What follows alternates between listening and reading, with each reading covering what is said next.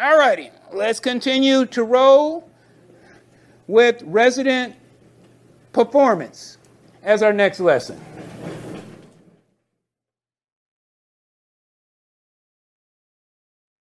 To me, a person performs better if they have clear instructions and clear expectations.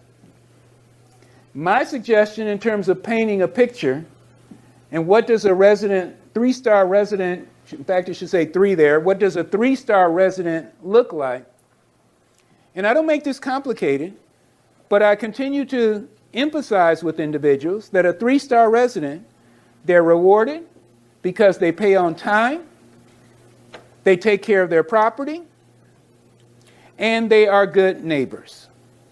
I don't make this real complicated at all. Sure, the lease has a lot of things in it, but I just want to make sure at least you got a real summary, a basic picture. This is what a 3-star resident. So if you say, okay, what's a 3-star resident, Mr. Taylor? Glad you asked, John. Our 3-star residents, we reward them every year because they pay us on time, they take care of the property, and they're good neighbors. We don't make it complicated. It's an easy way to present it so that it's clear in their mind. And if the assistant says it, everybody's talking the same language. So that if ever comes up, if there's ever a question, they can always go back to, yeah, that's right, I'm supposed to pay on time, take care of the place, and be a good neighbor.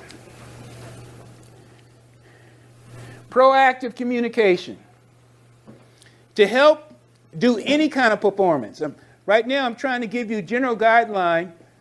If you have a formula, so to speak,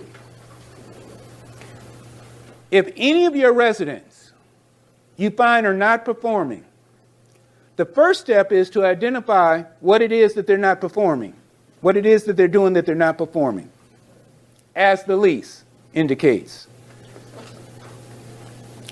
The reason I want you to do that is because I want you to know, as you work with residents moving forward, this isn't necessarily for this person. This is so that as you move forward, you won't have the same problem or at least chance of the same problem. A little simple formula is this. All right, I've identified the problem, whereas somebody might not pay, or somebody might not take care of the place, or whatever the case may be.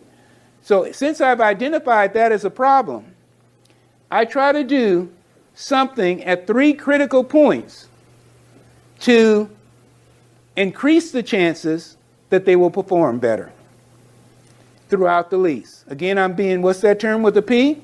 Proactive. I want to be proactive. So, in terms of at move-in, in fact, this even goes before move-in. Screen out those you don't want. So if you find a situation where people aren't doing, I found that some people I had problems with were non-cooperative. So I told you one of my number 1 screening criteria is check-in level of cooperation.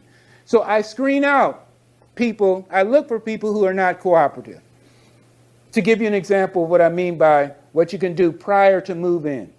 And then I give people some type of incentive-based lease clause, a performance reward for doing what I want them to do.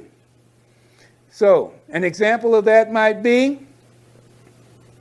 well, I already mentioned to you, I've got the 3-star program. If you pay every month on time, you take care of the place, you will be charged a lower future rental increase. I've got a clause to, hey, this is how you can get rewarded for doing what you're supposed to do. And then if that doesn't work, or I shouldn't say if that doesn't work, in addition to that, I've got to strictly enforce my policies. So if for some reason they didn't pay, as I mentioned to you a little bit earlier today, we strictly enforce it. We start the eviction process, the pay or quit process, just as soon as we legally can. But again, my formula is a pretty simple one. What can I do before they move in to reduce the to increase the chances that they'll perform? Is there anything in my lease that addresses that issue? And after that, am I strictly enforcing my policies? Any question on that? I like to have a file for each resident. Whether it's in most cases now it's a file on the computer, file in my property management software program. In fact, I rate my residents, and the one that I use, Property Manager Cloud, it allows me to rate residents. On a scale of 1 to 5. I only go up to 3. I only use up to 3 on that scale. But you say, well, Jeffrey, I thought you said they're all a 3-star resident. They are, but they're not always performing like a 3-star resident. If they're performing like a 2, that's just an alert to my assistant and anybody working with us, or me. If I come in contact with that resident, that wait a minute, this is a person that's a little bit shaky. What can we do to improve it? Just like I said to you earlier, I like to be able to measure if I'm getting the amount of money that I want and I want to increase.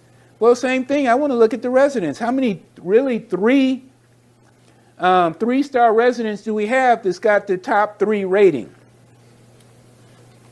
Because if I only have 80% that are doing the top rated, what do I need to improve that next year? Everybody with me on that? Now, 1 is somebody that's on their way out. And so we do have every now and then, we've got somebody, they're not paying or they're causing all kinds of problems. They got, as this one last resident had a couple of dogs in there that we had to get out. Well, they went from a 3 down to a 1. What's the big deal? The big deal here is I can manage from anywhere. I can go on my computer screen to the property management software program and see which residents, how many residents do we have with the 3 that we're looking for. And if I start to see that number increase in terms of lower number, then I need to have a communication with my assistant. What can we do? Let's go to the procedures manual. What can we do? Do we need to add something to the procedures manual? Do we need to add a lease clause for future residents in reference to that? I told you yesterday that with the lease, some of our clauses were specifically put in there because of certain individuals. And what's the reason for that? Because we identify our residents that's not performing and figure out what we can do, if we can, to correct that performance. If not with them, to slow it down for future residents. Pre-application, screening discussion, new orientation, lease clause. After move-in, the happy clause talk. That's talking to somebody who all of a sudden they're becoming overly picky. We talked about that yesterday. Do we need to have a talk? Do we need to establish, wait a minute, let's have clear expectations, what you're getting out of this property.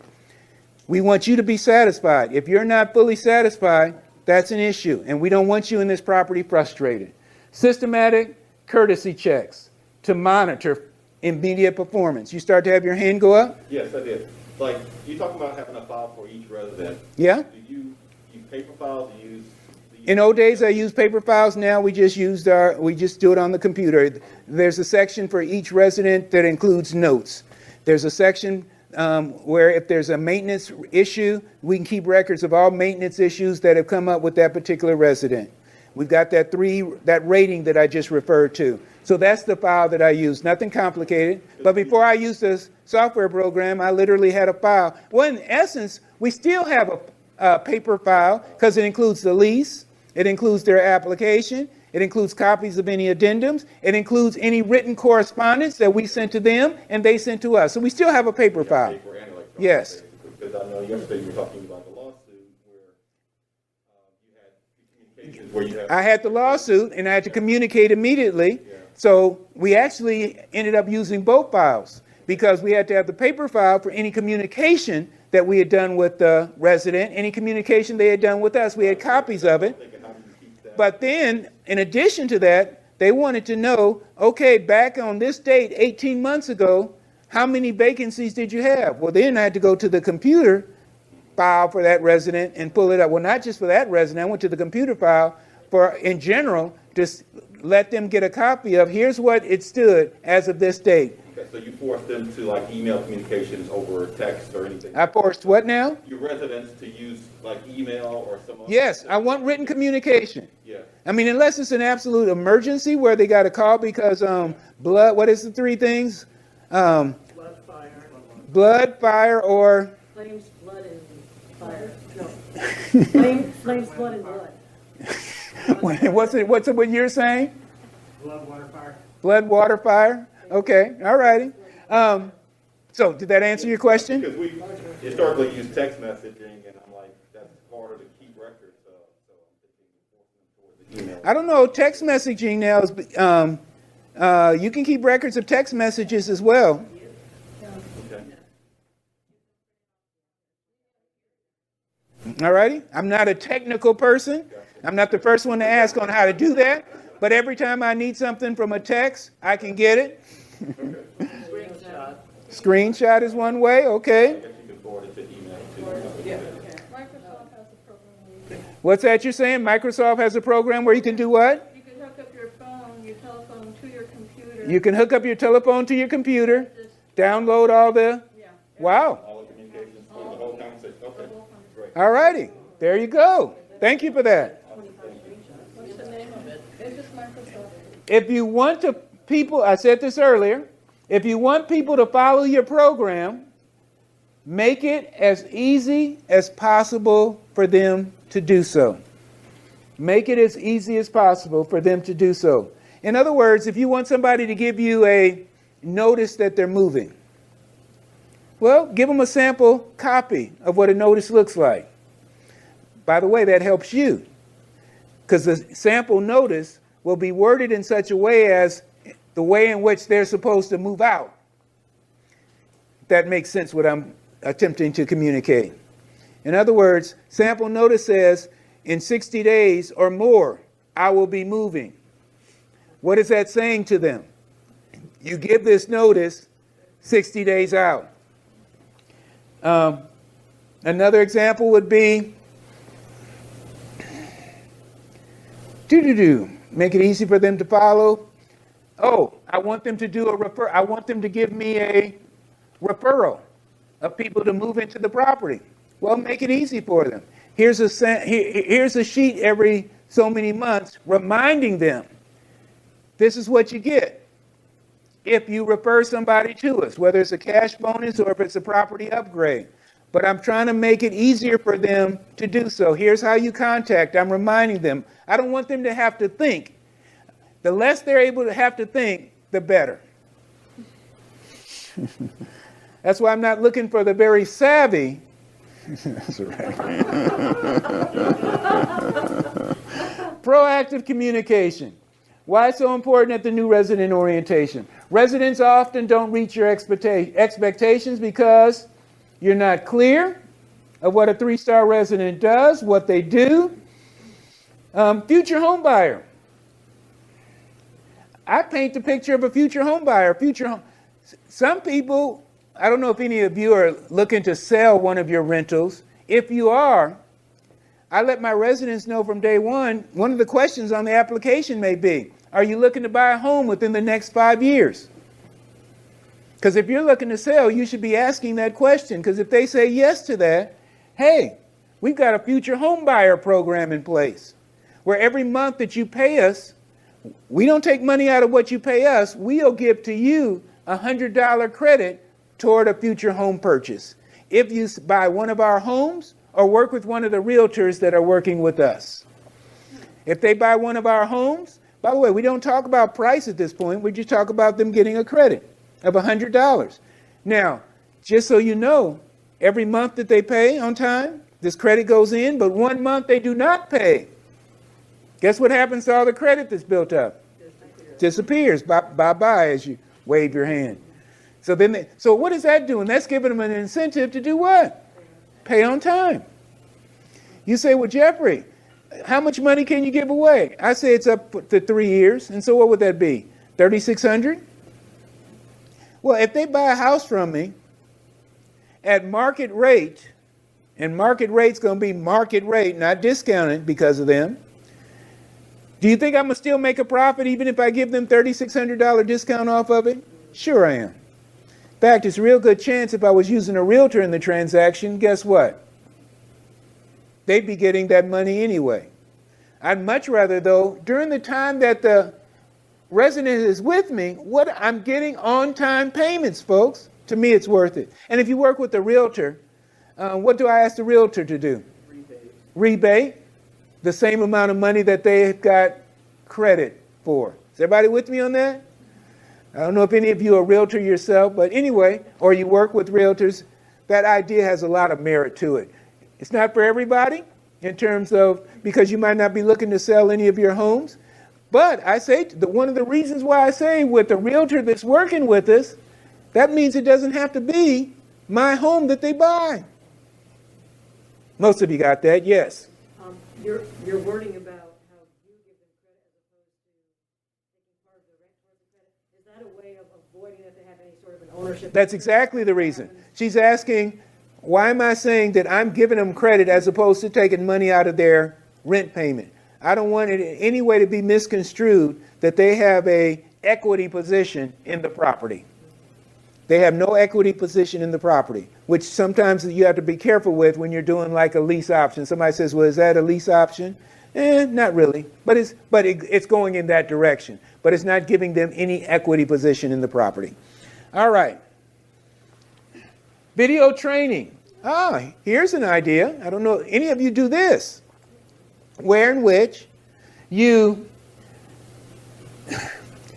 people talk about individuals can't, and I'm not talking about a video of the new resident orientation. That was an idea discussed yesterday. What I'm talking about here is, let's say you want to train your residents on the basic things they need to know how to do when they're in the property.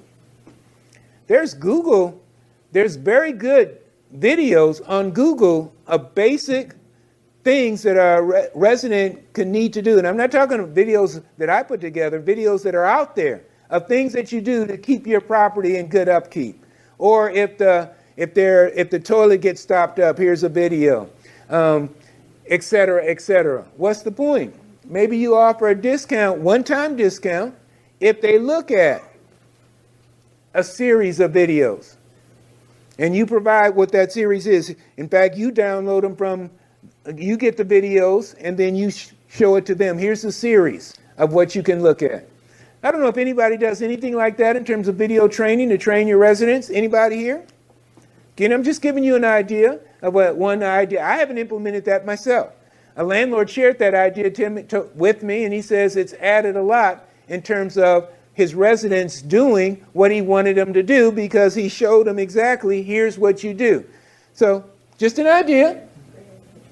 Oh, years ago. I hear a couple of, that's a great idea. Okay, all right. Huh? How do you know if you actually watched it? Good question. Here's what you do.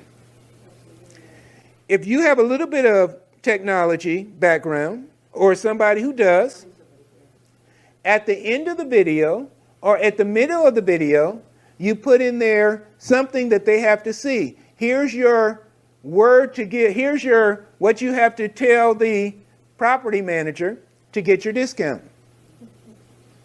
Here's the magic word, so to speak. Here's the key word for this video. And so you ask them, fine, you watch the video, what are the key words for each of those 5 videos?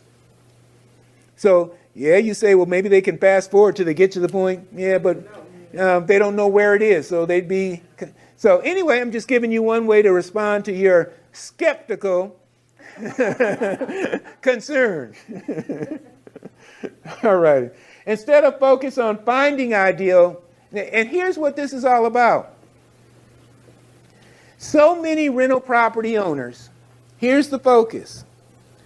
I got to find somebody who's the kind I'm looking for. Well, I just want to throw out another possibility to you. If you can take just a regular person and turn them into an ideal performing resident, that's another way you can make this work for you as a rental property owner. Because for most rental property owners, people are at their top performance level when they first move in. And then it's usually just a matter of time. before they flake out on you. Some last a long time, some not as long. But what I'm suggesting to you, let's start to think of ways, whether it's incentives in the lease, whether it's video trainings, whether it's because you're monitoring them on a regular basis, but let's do something to keep the performance level as high as long as we can. In fact, I would dare say, if you do some things right, their performance level can actually increase. And that's my goal with my residents, to be honest with you. My goal is that their performance level, it stays the same, or I'm able to increase it over time by doing what I'm suggesting to you. Is there an incentive that I can give them? Am I monitoring what they do? And am I strictly enforcing what it is I want them to do? Periodic inspections. Why inspections? That's why half of residents are hiding something. According to a survey, half of all residents are hiding something from you. So if you got 5 rentals right now, at least two of them, I would say 2.5, but that doesn't quite make sense, but at least 2 of them are hiding something from you. They either snuck somebody in, they have unpaid utility bills, they have property damage, and you can see the percentage. They have pets that are unauthorized, or they've redecorated without your consent. That's why you do periodic inspections. Steps to avoid economic vacancy. Who remembers what the definition for economic vacancy is? Not collecting rent. They're there, but their money's not there. They're there, but the money's not there. I told you earlier, I never blame residents. I always ask, what can I do? I'm asking myself, what can I do to increase the odds of success? So if they're not paying you, or you want them to pay you, you want to avoid non-payment. We talked about this earlier, offer options for rent payments. We even gave you different suggestions. Have a system to monitor their performance. Well, what does that simply mean? That simply means that how are you monitoring where they pay? You may say, well, I check, if I've got people paying me by bank account, I simply check the bank account, go online and check to monitor that. The Clear Now system, they actually let me know, send me an email, payment. No tolerance policy. Enforce any fees and actions legally permitted. Have multiple backup plans. All righty. Here's something. What's your name? Janine? Jean. Jean, if somebody doesn't pay you guys, what do you do?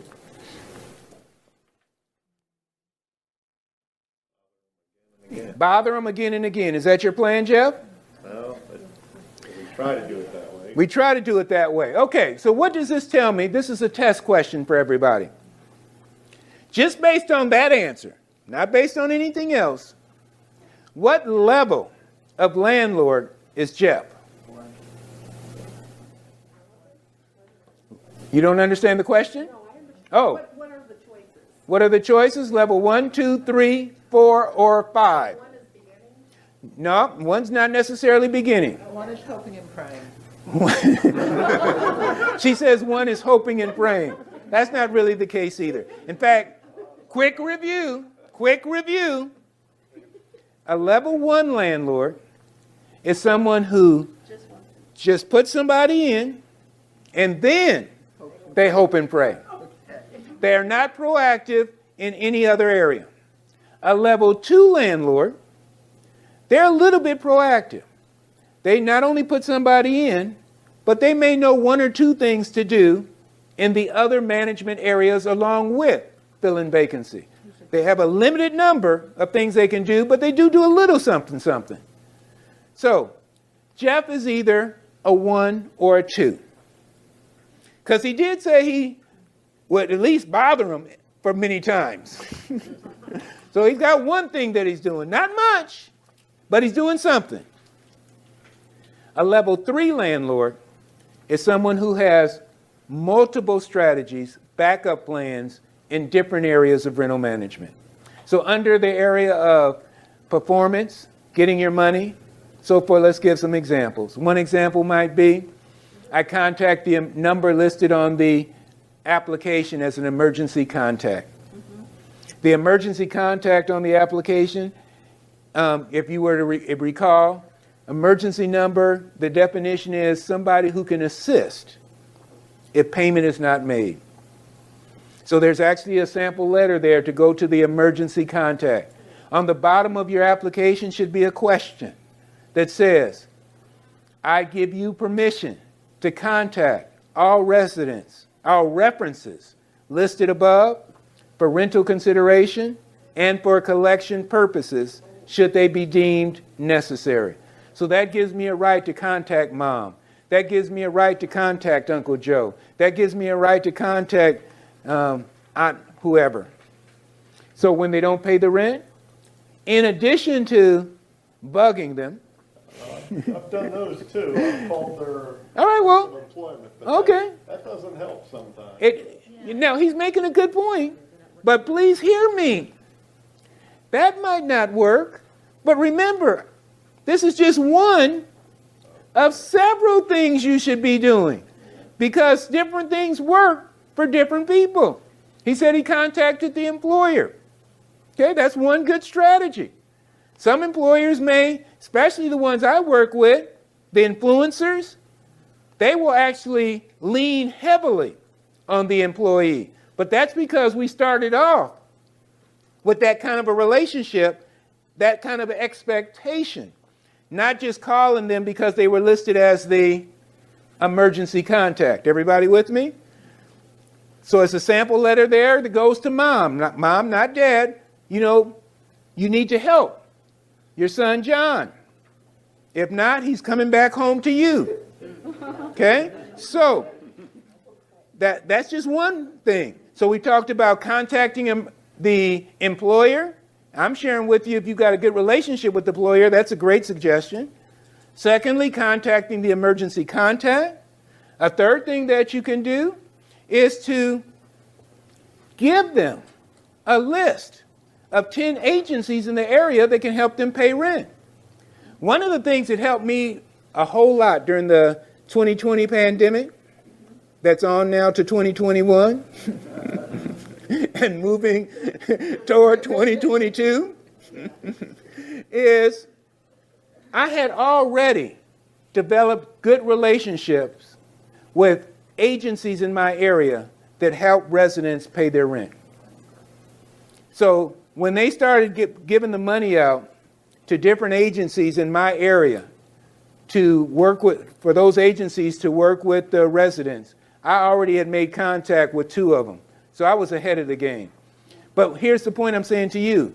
Whether it's a pandemic or not, it's still a good business practice for you, hear me, for you to develop contacts of different agencies in your area that can help residents pay money, whether it's a pandemic or not.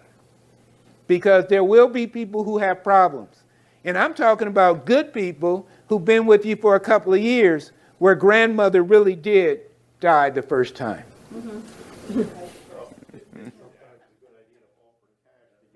Sometimes it's a good idea to offer cash. That's another backup plan, but that's kind of like a last resort. That's a last resort. I'm trying to give you suggestions on how you can get people to get the money to you. And by the way, the agencies that I work with are agencies that pay the landlord directly, not agencies that will give the money to the resident.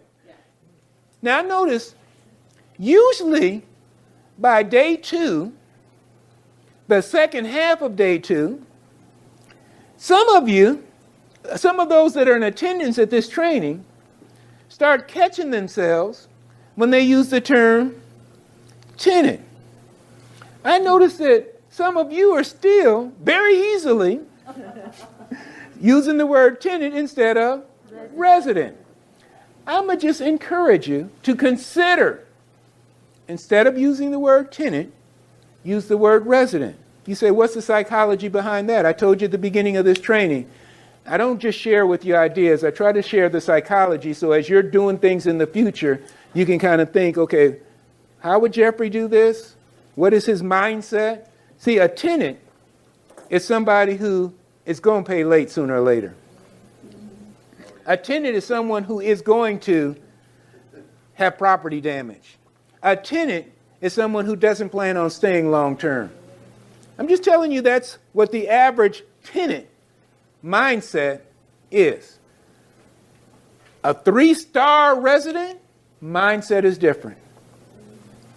People live up, some people, many people, live up to the expectation that you communicate to them.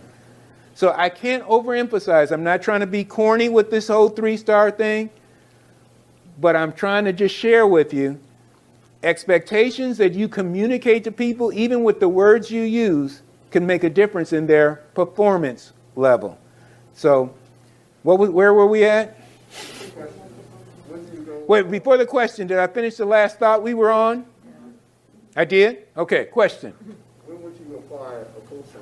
When would I apply a cosigner? That'd be a good person to go get your money if you had to. Yes, it is. That's another backup option on getting your money. You're absolutely right. When would I get it? When do I request a cosigner? I told you I use a scoring system in the screening process. If you only get to a certain score, you can build that up if you bring in a qualified cosigner. So that's when I bring in a cosigner.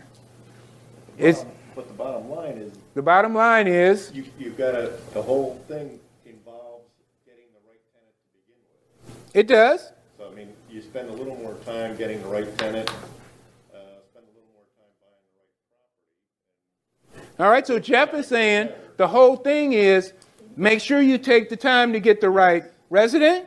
Right, resident, yes. Resident, yes. And obviously it starts too with if you have the right property, because the right kind of property may bring the right kind of resident. I hear you, Jeff. Just want to share this. I don't want to say but I do want to share this. Many landlords take the idea of getting the right tenant, the right resident, to the extreme. What do I mean? I see people on the Q&A forum. I haven't been able to get a resident in 3 months because they're waiting for the perfect resident. I'm sharing with you, well, these people who are waiting 3 or 4 months to get the right resident, the amount of money they lost, even if they got somebody that wasn't just quite perfect, they'd still be ahead of the game as opposed to 4 months behind in rent. So I just want to caution you there. You know, I used to, when I first got started, I got to wait for the right resident. Got to wait for the right resident. I lose a month, lose 2 months worth of rent. Forget that. That's why on the last slide, remember what I said? You can train them. You can develop them into the right resident. Sure, they got to have a certain minimum criteria, but I'm not, for me. And when I got up to close to 200 rentals, if I kept waiting for the right resident, it won't make it. Of course, now it's better than it was when I first started growing, because now I use influencers and different strategies so I get closer to the right resident that I'm looking for each time. But when I first started having a lot of properties, and I wasn't using some of the strategies that I'm now generously sharing with you, it's like, whoa, I can get 10 vacancies happen just like that. And if I'm sitting around waiting for the right resident for all 10, I could be losing several months worth of income. So again, that's why I kind of shift my focus. Yes, I want to get as good a resident as I can. In fact, sometimes we get the best of the rest, but that's another story. I get the best one I can, and then I look to increase their performance. If it looks like I can't increase their performance and they're not going to be good, we evict them as soon as possible. And for me, before COVID, we could get somebody out in 3 weeks. That's real good. So that's why I didn't sweat it if every now and then I didn't get a perfect resident. Because Because if they turned out bad, let's get them out. Now I can't do it in 3 weeks. Now it's closer to a couple of months, and that's pushing it. Okay? But when it was only 3 weeks, my deposit still covered the lost rent. So it's like, okay, I started treating it like a hotel. Okay, you come in, you go out, let's move on to the next person. In fact, in my lease, it talks about check-in. Is at 3 o'clock on Monday, or whatever the day, on the move-in date. 3 o'clock on the move-in date. For the person moving out, checkout is at 11 a.m. on the day that you're moving. In fact, I say on the day, like on the last day of the month. Checkout time is 11. What have I just given myself? Not 4 hours. I gave myself a day plus a few hours because they check out on the 31st. New resident moves in on the 1st. So I've given myself like 28 hours to take care of any last little things that I've got to take care of or to make any changes that I want to do. And in a 28-hour period, because I've done things that I've shared with you already in terms of upgrading the property while people are there, sending out a handyman or contractor before the last person moved out, getting the resident to cooperate and having it in move-in condition before they move. Again, we can do this turnaround time within 28 hours. How much rent have I lost? 0. All right, did I answer the last question that was asked? Move on. Jeffrey, can I ask you a question? Go ahead. If people are moving out the day before the last of the month, Yeah, from what you said, Yeah. And most people aren't moving into the new place, until the next day. how many of them didn't realize that at lease signing and are now having a fit? What am I going to do with? Everybody realizes that at lease signing.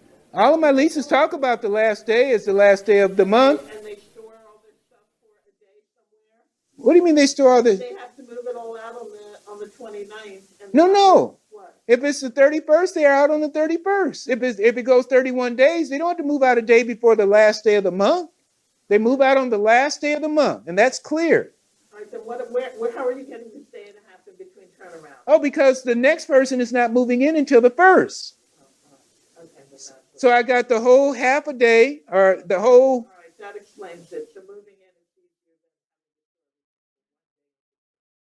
than. Okay. All righty. I'm okay with that. All right. Yes. With all your stuff.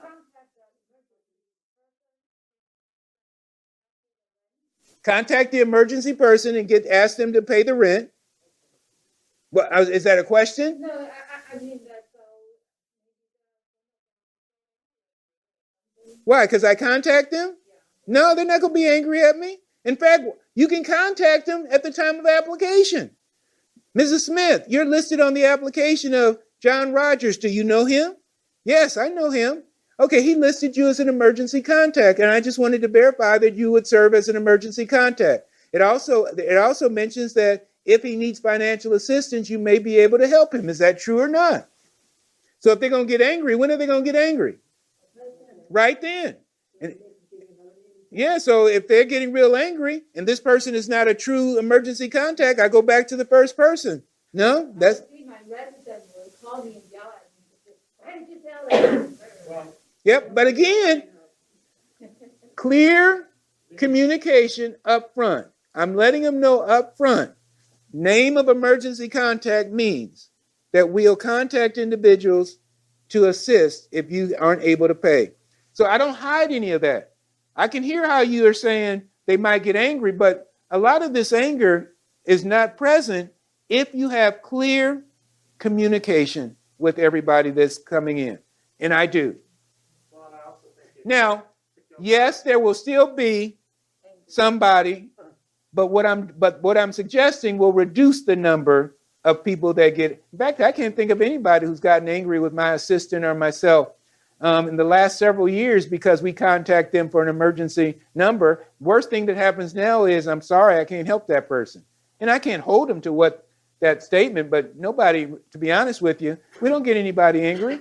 What we do get is some people who say, yes, I will be able to help them. How can I get the money to you? And we let them know. Well, you can And we don't put them through any changes. First off, we offer the credit card or debit card routine because we find that's the easiest way for somebody to assist someone. We used to like to have the check, but I don't do that anymore because that check might bounce. And I don't put them through any changes about, well, you got to go to our bank and deposit it there. Of course, sometimes I'll do that if they say, well, we don't have a credit card. I said, well, is there this particular type bank near you? And it might even be somebody in another state. But the bank that I use is a bank that is across the country. So we've had people pay it, in a state, many states away. All right, now, what are you saying over here, Joe? Okay. Being homeless is an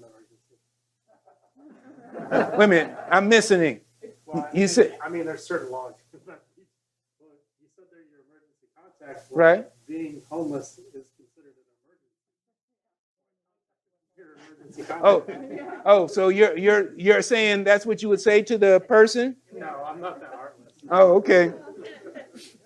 All right, so were you trying to add some humor to this whole thing, Joe? Is that what's going on? I feel that vibe from you. Okay. Include in your manual. Strongly encourage you in your manual to start making note of the biggest challenges you have as a rental property owner from a performance standpoint. Why? So you can identify it, as I've shared with you, and then start to address that situation. In terms of what are you saying beforehand? What are you including in how are you screening? Is there anything you can do from a screening standpoint to reduce the chances of this problem occurring? Is there anything you can add in your lease to reduce the chances of it happening? And are you monitoring it and enforcing it? But what can you do? Now, some problems aren't necessarily like a payment problem. Some problem might be, one is a window. I used to have, didn't happen often, but it happened more times than I like, window getting broke. And of course, everybody would say it's not my fault. That's why now we address it beforehand. Any windows that are broken while you are residing in the property, resident is responsible for. Again, I saw that start to pop up and start to become a problem. And so we had to come up with a lease clause to address it. And then when we check out the home where they're living now, guess what we look for? Broken windows. All right. How do you handle, monitor, add a lease clause for any common challenge? If you have some people say, I'm starting to have people bring animals into my property. One of my questions is, do you address pets in your lease? If you don't address pets in your lease, maybe there's one place there that you can start. $25 fee for a missed service. I think we even referred to that earlier today. If you're finding out that service people are going out to properties and people are not there like they say they're going to be, well, maybe you need to have something in your lease to address that. Anybody got a percentage of collection? A percentage of actually the word I'm looking for now is a percentage, the amount of interest that you're charging other than what's common in your area. What do I mean by that? I think on the unlawful detainers, in my particular area, I think the common interest rate for non-payment going forward is 6% or 8%. But I can actually charge higher than that. But the only way I can charge higher than that if it's in the lease. So just something to think about. Some landlords have a collection fee on top of whatever's due if they get a judgment. I don't know if you have something like that, but You don't get into usury? all depends on your state. You have to check the state limits for your area. But some landlords told me, they're actually happy when people move out owing money. In fact, the approach is this. And I guess I need to make sure I'm clear on that. They're not happy that the person didn't pay, but they're not getting bent out of shape that they didn't pay. Because one of the things long time ago that he focused his learning on in terms of mastering as a rental property owner is how do I collect from people in my state? And he's got it down pat. And one of the things that he adds is the fact that there's a collection. Strategy is something like this. Somebody owes $1,500. Now let's go even more, because by the time they end up in court, it's closer to $2,500. He goes to court. Sometimes they suggest that you, or not suggest, say you got to talk with a mediator and all that. His first principle is this. Offer the resident a good deal from their perspective and get them to agree to it before you get to court. If not before, at time of court. The good deal he offers, if you pay it now, you only have to pay me half. So if you pay me $1,250, I'm good with it, you're gone. He finds that most people can't pay the $1,250. But they agree, then he says, no problem. We can do a payment plan. He agrees to the payment plan. They agree to the payment plan. And they're basically signing off almost like a promissory note that this is what I'm agreeing to pay you over the next, and he spreads it out. You know, it's not like I got to pay it within the next few months. No, here's what you got to pay over the next 2 to 3 years. The only thing though, and it's a low amount. So guess what they do? They agree to it. Because from their perspective, sure, I'll pay that amount on a monthly basis for the next 2 to 3 years. So first he started with $2,500, then he went down to $1,250, and then even with that, he said, let's do a payment plan. The only thing, it clearly states that if they don't make one payment, everything becomes due. Back to the 25. Back to the $2,500 with interest, with the 25% collection fee. No? Okay? So I'm just sharing that with you as another thing that you might want to consider. Oh, for him, yes, that's held up in court. He does it all day long.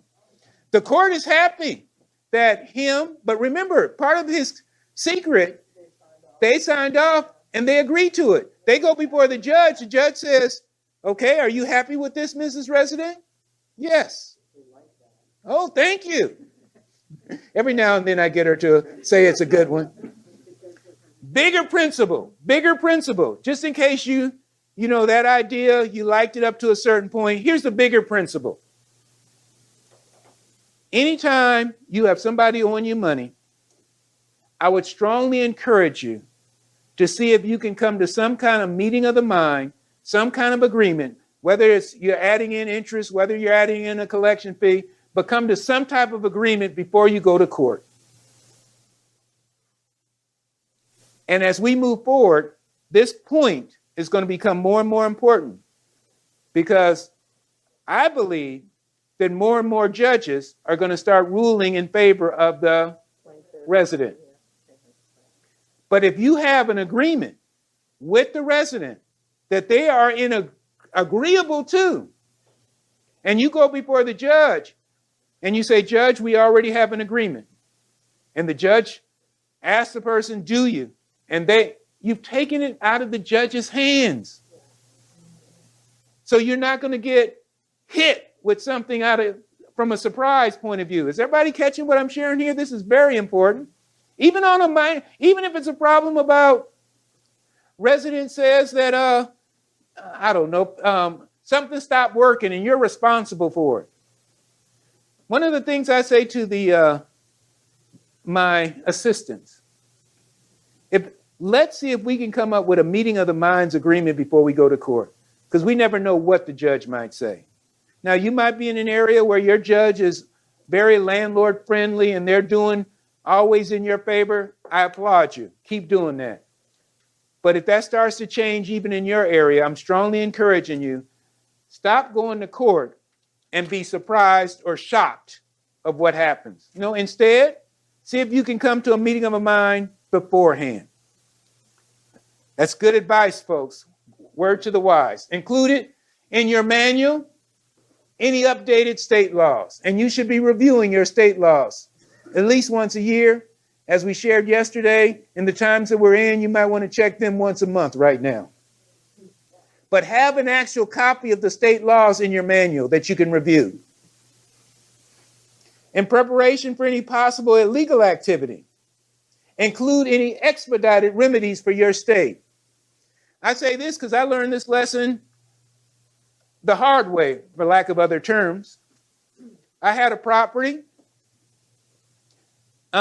where drug activity was going on. This is several years back. And what did I do? I went through the normal eviction process. For whatever reason, it got challenged. And anyway, it went a couple of months instead of the normal 3 weeks to get this person out. So it went a couple of months. But the problem was they were there for those 2 months, causing all kinds of challenges. I learned after the fact that in our area, which is the case in many areas, if you suspect drug activity going on, there's usually an expedited process that you can do so you don't have to go the normal routine. So again, I learned it the hard way. I'm saying to you, you might not have any drug activity in any of your properties right now, but it still might be a good thing to learn. If it does happen, what's the way in which I can have it handled in a faster way? Because it's a real good chance your county or your city offers a way in which it can be done quicker. I liked, when I was having that drug activity problem, I also developed a relationship with a police officer. I found out he was very helpful because he would simply go over there and knock on doors, and he helped keep it in check for me. In fact, he charged me $20 an hour for any of the time that he did it. I was very helpful. I thought that was money well spent.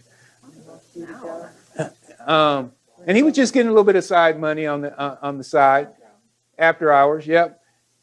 One other thing, I said a tow company earlier. That's when I also learned about how a tow company could be effective with some serious problems. Because I've had the tow company come out there, those cars aren't supposed to be there, take them away. And that helped keep things in check. Just some hard lessons that I've learned over time with a particular property. Share it with you for whatever it's worth. Additional procedures to have in your manual. Now, this is in your manual. This isn't to give to your residents, but you yourself should know. When do you deliver the pay or quit notice? When do you file? Determine what to request in court. File for final rent balance and damages. File the writ. When are those dates done? They may be different. Some of them may be on the same day. But the key is, and why am I doing this? Why am I putting all these dates in place? Not just so I know my assistant. Again, I'm thinking not just for me, I'm thinking in terms of delegating parts of my business. Here are the steps, because if not, as soon as you have to do it, what are they going to say? Ask. How do you do it? What do you do? When do I do it? No need to wait for them to ask you those questions. Go ahead and find out now. That's my suggestion. My name is Jeffrey. I'm your friend. Know what you should bring to court. Have that in your manual. So there's no surprises. Basic stuff, lease application. I'm saying basic stuff, but everybody doesn't know what's basic stuff because many landlords have never gone to court. And that's a good thing. And I'm just sharing with you, don't wait till you have to go to court before you know what needs to be there. I would even suggest, I don't know, is anybody in here who's never gone to court? All right, well, several of you. I would strongly suggest that you go before you have to go. Strongly suggest. It'll help you in several ways. One, it'll help you to know how to prepare. It'll also help you to know the mindset.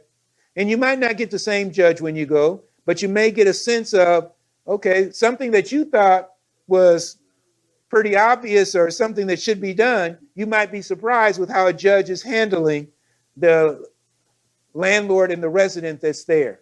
So it's a good as I heard the term, exercise or homework assignment to do. Well worth it. Do not let the first day you're in court be the day that you got a resident there. Please, please don't let that be the first day you're in court. I don't want you to be in for a shock. And not only a shock, a costly shock. Because if you don't really know what's going to take place, and you're not hiring an attorney and you're going there yourself, if you don't do one thing right, it can be easily dismissed by the judge. Easily and quickly dismissed, and now you got to start all over again, which may mean another 2 to 3 months, depending on where you are. You may not be able to serve them then. Okay? Yeah, you might not be able to serve them then. So know that before. Know collection procedures beforehand for your state. How do I garnish wages? How do I garnish a bank account? Don't wait till you have to do it. Find out now. Then if you can delegate it to somebody.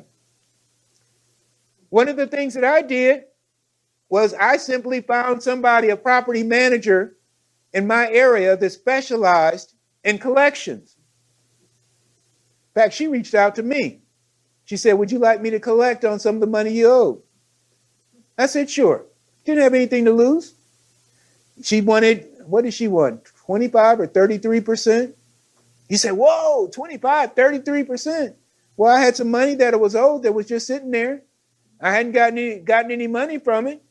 I said, go for it. I was glad that I did. Okay. Did she get all of it? No. But something is better than nothing. And so I'll continue to use other strategies to try to get my money. Do not be short-sighted in business. Oh, so assign a collection person or agency. Sometimes people say, I don't want to, no, I'm not giving up 25, 33%. No, in my area, they want 50%. Okay, well, fine. Are you getting the money?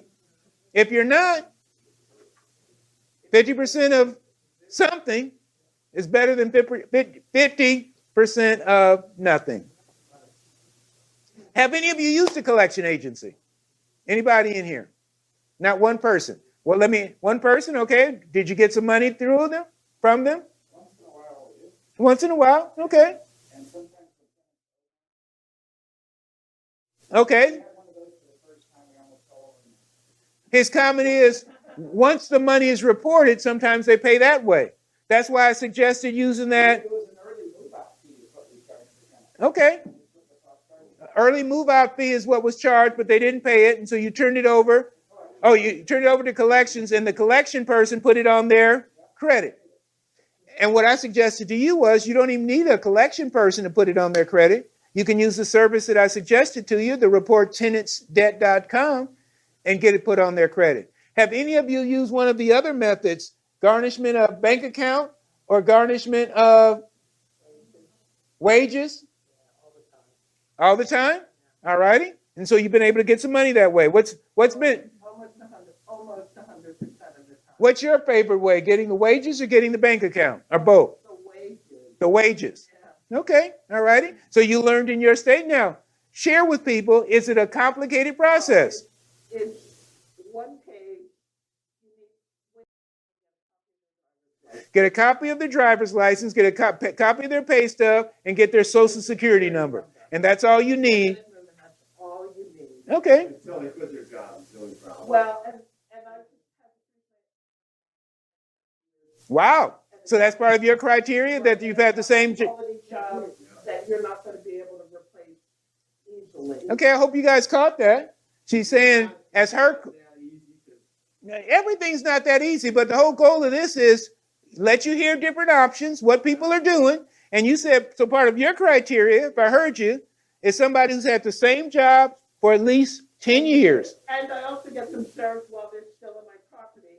I file for a big serve them to take them to small claims court While they're still in your property. I know where the hell they are. That's good, Yeah. Okay. That's the big secret, getting them served. So the big secret that was shared there, in case you didn't hear it, was she says she starts this process while they're still there. I like that idea because most landlords wait till the people move out, and now you can't find them. Real good one. I like that one. Okay. Just like I encourage people to try to get the money from the people for damages while they're still living, you've taken this one step further. Don't just get the money for the damages. Go ahead and take them to court while they're still there for money that's Oh, owed. and I amended too. You can also amend it. So if they didn't pay January and February's You rent, can amend but it that. takes me 3 months to get in the court, I amended for February and March and all that. So Okay. by the time we get to court, Do you get that from small claims, it's so easy to fill out. So that's how you. Yeah, oh, you just write amend. Add. All righty? Yeah. Everybody caught that? No, you just mail it to the address. Yeah, you just mail it to the address.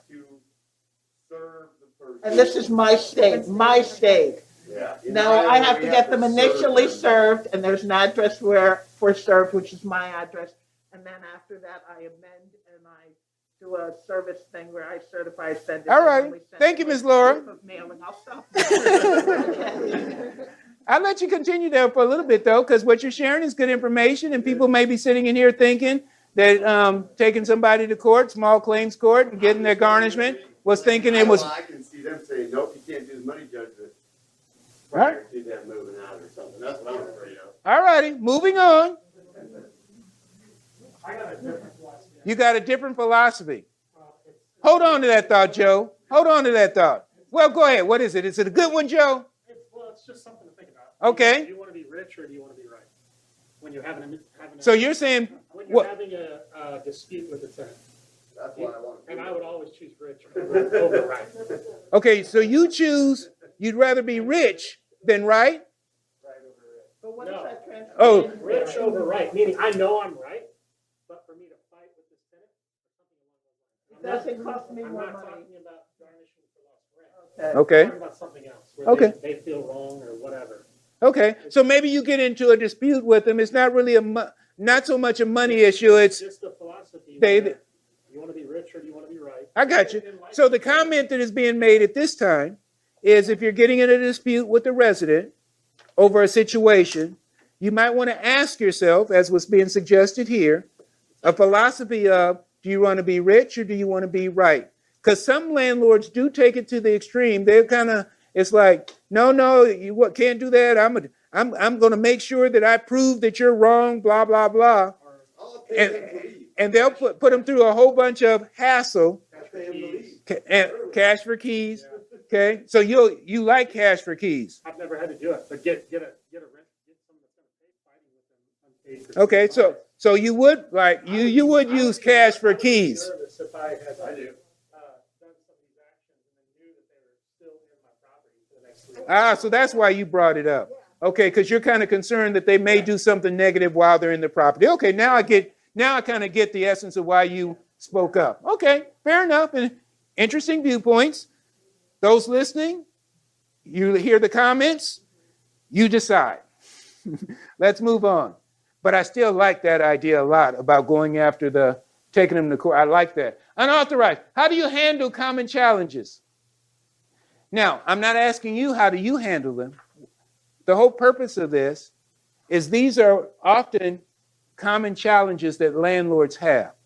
I think I address most of these in the manual and give you one suggestion on what you might do. What's my bigger point? My bigger point is in your manual, you need to have a place that talks about the most common challenges that you're going to have or that you have had so that when it happens again, you just go to the manual. Oh, that's right. We dealt with this before. Here's how we take care of it. Because here's the most common challenges. Unauthorized pet, resident asking too much, who gets the deposit. That's usually with roommates situation, who gets the deposit. So if there's 2 or 3 roommates and one of them leaves early, who's going to get the deposit? Can I get the deposit now? My response is last person standing, basically.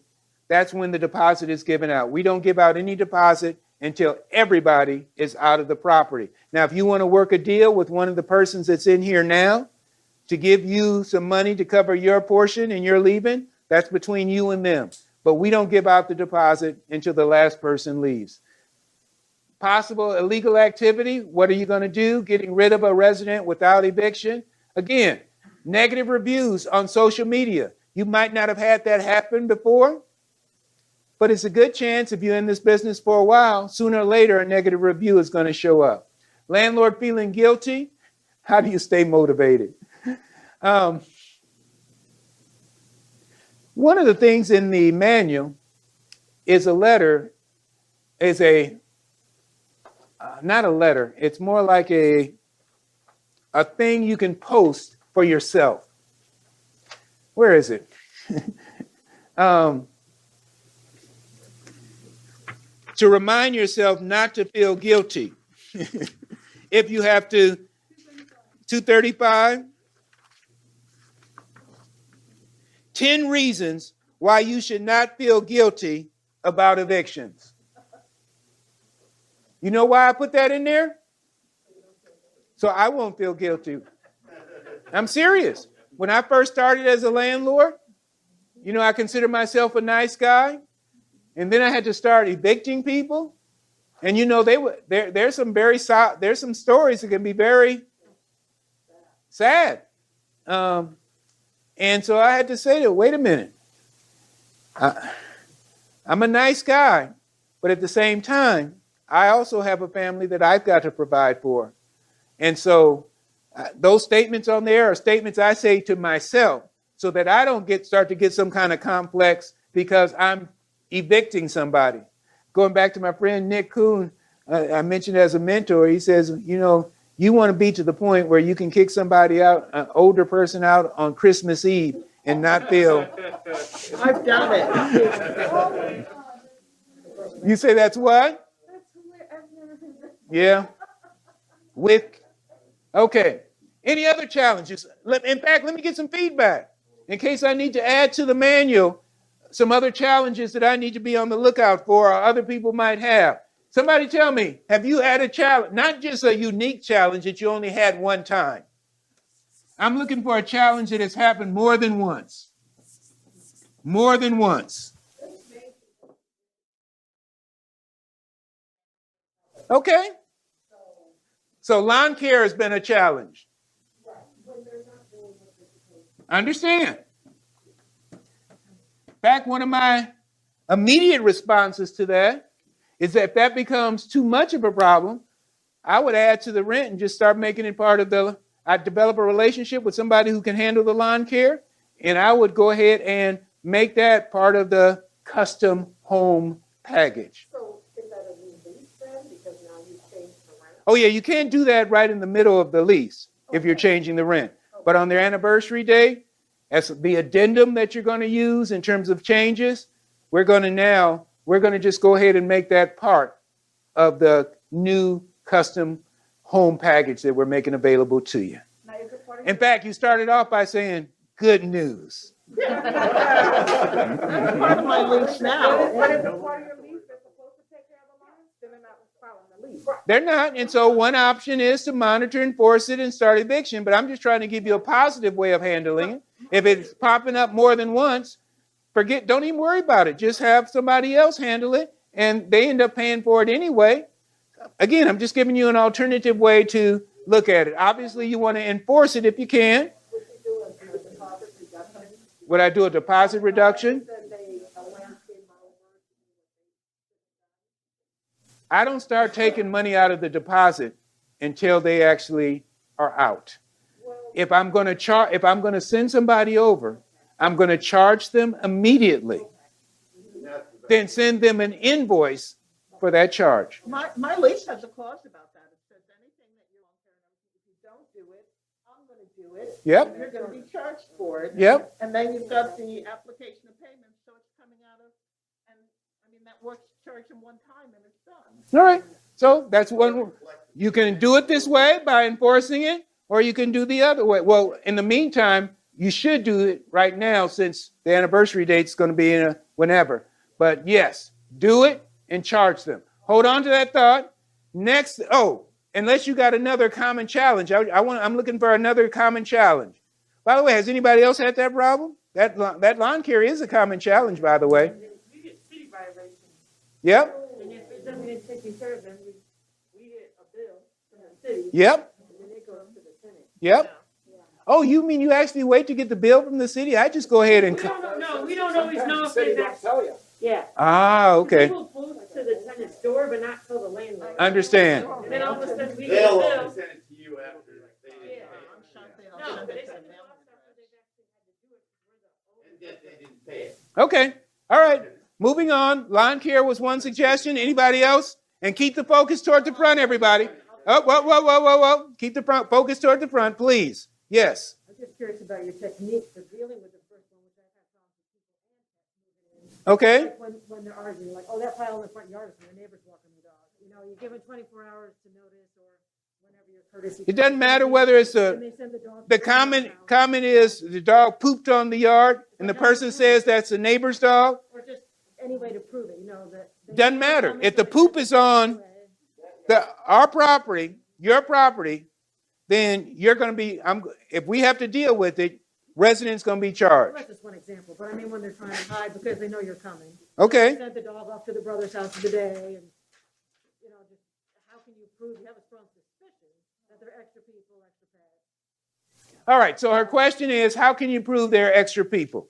Anybody got a suggestion for her? Extra people? or Extra pets? people. She said people or pets. People. Okay, my lease used to have a list in there about how you approve their, I'm sure you could do the same thing for the. Wait a minute. You got in your lease, you actually state how we prove. This will be agreement that there's an extra person. Okay. Give us 2 examples. They're getting mail there. They're getting mail there. I send a letter and they're getting. I like that. Okay. Next. Yeah, it's not in there anymore, but, my handyman reports that they're in there.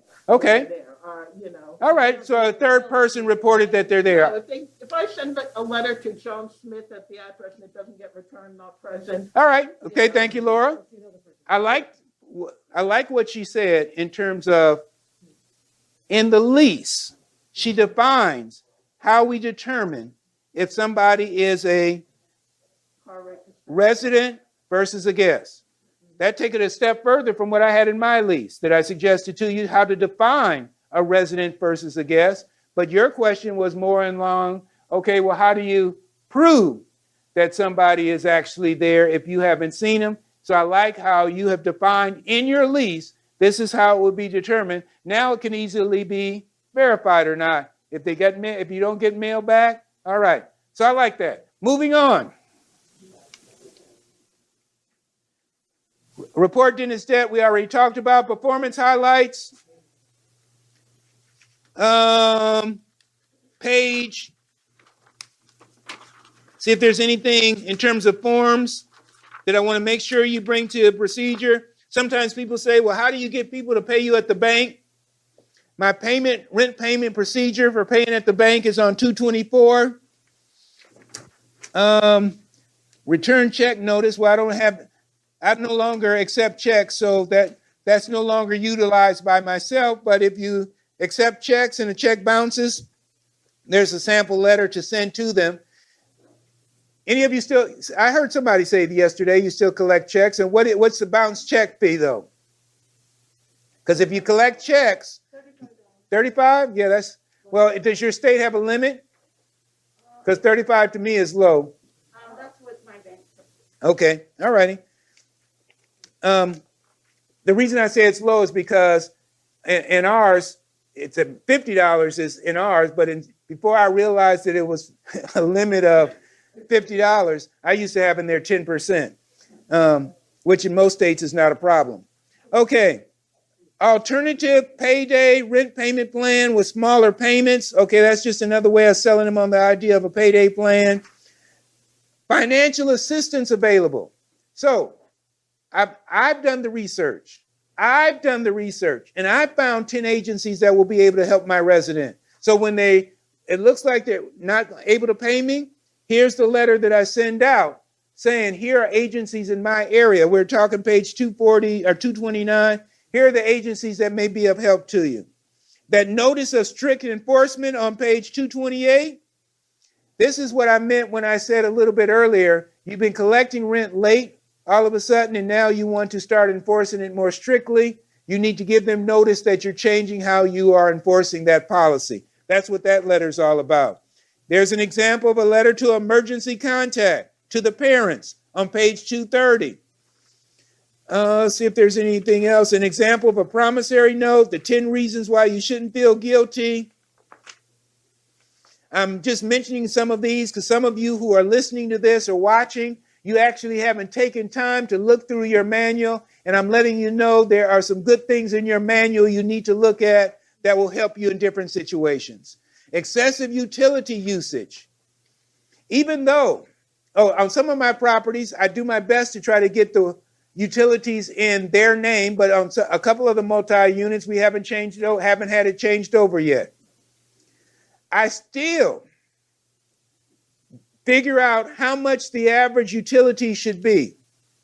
And I let the residents know, if you go over a certain amount, it's excessive and you will be charged.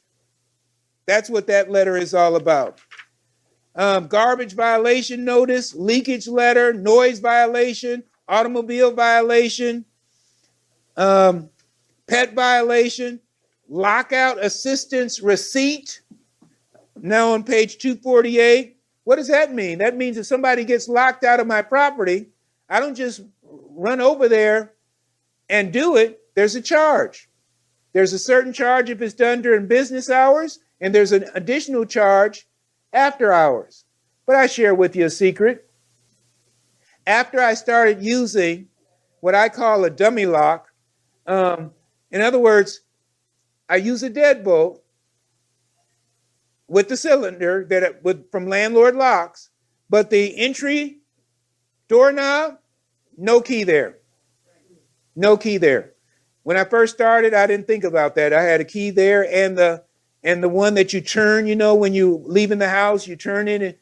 Okay, that's why they got locked out. After I took that out and now just use a entry lock without an entry doorknob without any kind of lock, no more calls for lockouts. So just an extra tip to you, yes? $35. At least $35. Oh, after hours, it used to be, I don't have any problems anymore, but it used to be $50. Okay. What was that? Yeah, lockout. I'm not talking about changing the lock. I'm just talking about you got locked out, your key's inside type of thing.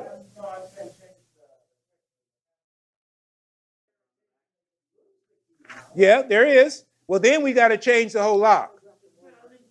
Huh? Oh, yeah, we do charge. If we have to change the lock, it's going to be a charge. That's what I just said. Okay. Anybody using digital locks? You are at some of your properties? At the rooming house, she used digital locks. How did it work out? It worked great. What was the law? All right. I'm losing control.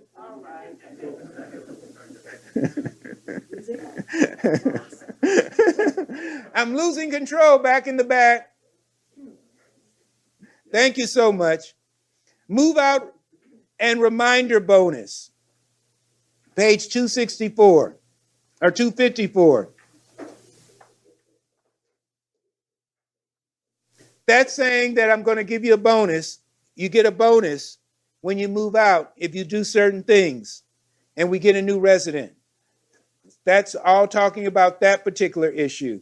There's even that, even though some may not like the cash for keys, there is a cash for key acceptance form as an example on 256. So if you do find yourself doing a cash for keys, there's an acceptance form. There's a collection letter. There's a notice of debt forgiveness. Any of you heard of that? Thinking of doing that. What is a notice of debt forgiveness? This is kind of like one of those last resorts. They owe $3,000. You've given up on trying to collect it for whatever reason. Maybe you turned it over to a collection agency. They had no luck. So here it is 4 years later. You said, okay, forget it. What am I going to do? As a last resort, you let them know Mrs. Jones, as you know, you owe us $3,000 plus interest, blah, blah, blah. At this point, we are prepared to turn it over to the IRS. And because we're going to simply forgive the debt at this point. You should know, though, that once we forgive it, it's counted as income to you. So the IRS may be contacting you after we do this. However, Mrs. Smith, to avoid that, if you prefer, you can go ahead and we can negotiate a payment, and we will not forgive the debt and notify the IRS. So you let me know now or right away within so many days if we can work something out. So I'm doing it not so much because sometimes when people hear this idea, they think, oh, okay, that's a good way to get revenge. I'm not trying to get revenge. I'm trying to get paid. And so, because once you send the letter, then it's forgiven. See, my whole goal is I'm going to be sending this letter in the next 10 days. So, and if you want to avoid that, please let me know before I send it. So that's the strategy I use with that particular letter. Moving on. Notice to reclaim personal property. On to the next thing, property maintenance. And let's see what's going on here.